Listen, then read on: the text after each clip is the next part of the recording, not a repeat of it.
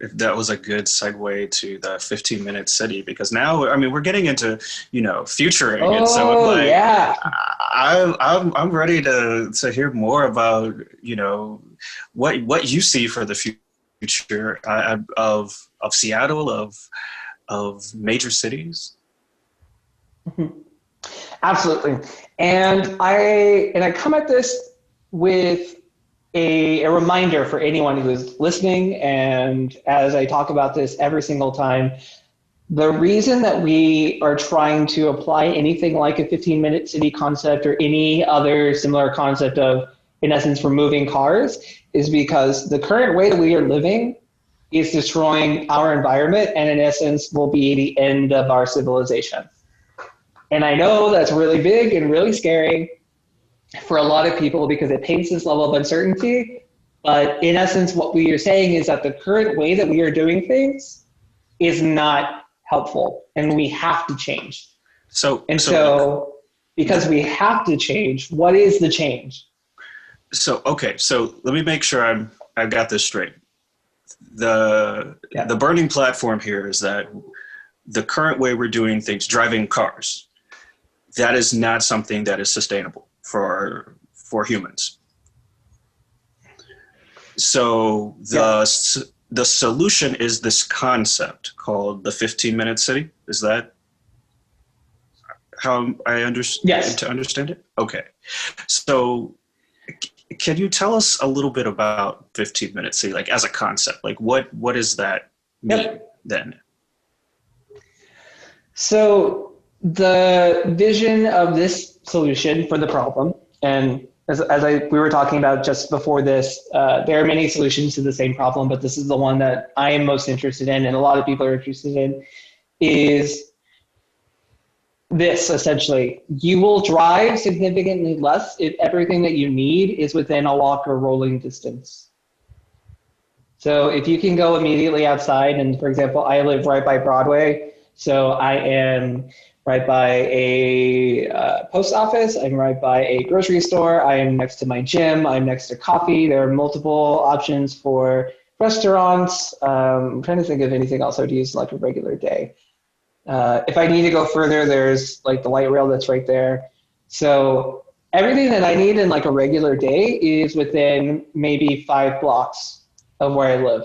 And so as someone who does walk, who is fully able-bodied, I'm able to just go outside and get everything that I need. And so particularly in this pandemic where the further that you go, the more risk that you're putting into, even if you're in a car, you still have to get out of the car and go somewhere.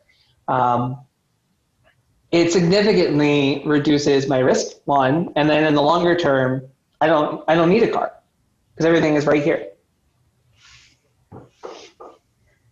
So in essence, the 15-minute city concept is that you should live within everything that you need on an everyday basis. Not, of course, special things because you'll have to go further for those, but like grocery, ideally living by your doctor or like a health provider of some sort. Your job, ideally that you're within like either a walk or bike of. And so in that way, because people are just driving less, then they're using less emissions. So is this concept something that is actively like being implemented, or is this something that's just being talked about? Is it just a concept, an idea, or like are people actually acting on this right now? So it is something that is being implemented in Paris and in Montreal. On a global scale, here in Seattle, the mayor has currently pushed it out as a way of framing the comprehensive plan. So when we talk about like a common language, the common language ideally is supposed to be the comprehensive plan. It's supposed to be the vision for the next 20 years, but we update it every 7 years. And so again, being a professional and working in these spaces and having to use these laws every day, basically, and like being impacted by these all the time, I try and break this down as much as possible so that other individuals who don't normally have to be a part of these conversations, whenever we have the public outreach portion of comprehensive plan, I'm like, okay, these are all the things that you need to know. This is how it impacts you. Let's break it down so that they can easily engage and maybe just put in 5 to 15 minutes. of time versus looking at it and being like, okay, there's way too much going on. I'm just not going to touch this. I have never been involved before, so I'll be fine. And so that's the challenge we have right now, is because a lot of people don't understand the 15-minute concept or could actually abuse it if they're the people in power. So they say like, oh, well, we're doing a 15-minute neighborhood here and a 15-minute neighborhood there, as opposed to like, no, the point of this is to do the entire city, ideally, so that everyone within the city is within a walk or roll of the things that they need. And also recognizing that we have to move this quickly because we have been in a state of inaction for so long. So the amount of change we have to do, it's almost like losing weight. You're like, okay, well, I have a year to lose, let's say 20 pounds. And now there's like 2 weeks left and you have made like maybe 4 pounds of difference. You're like, crap, like now I have 2 weeks to lose 16 pounds. Like, so we're in this place where we're like, we're having to make a lot of change very quickly. And it's because we have not made change over time. And so there's got to be a lot of risk right there, right? With your analogy, right? If I've got to lose 15 pounds in 2 weeks, you start thinking about cutting corners, right? And we won't talk about the ideas of how you cut corners with that. But I would assume that the same principles apply for reconstructing your city. Is people are going to cut corners or, not do things in the right way to try to make those changes quickly that have huge drastic impacts later on, which continue the problem.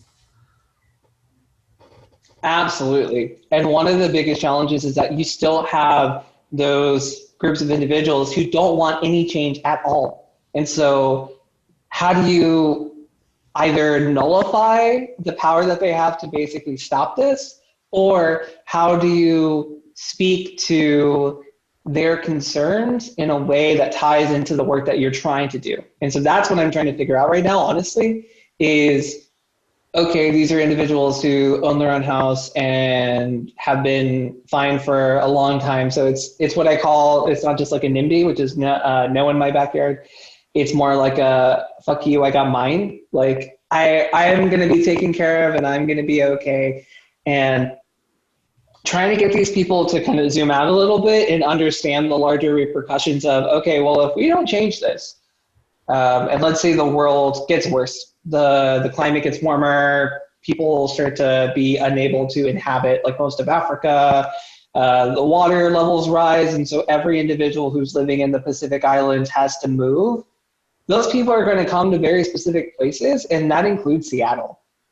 Like, people are going to move here because outside of the smoke season and a couple of weeks of that is, like, you're still able to live a really decent life. And so what are the steps that we are taking now to be prepared for that? Because we already know that some of that is going to happen. Like, we have gone too far. And it sucks to be the person to be honest and direct and real and be like, look, like, I am all sunshine and I love having a good time. I love, like I said before, I love celebrating culture. I love engaging with people and doing things and going to activities and going to bars and going to events and festivals. But at the same token, I can't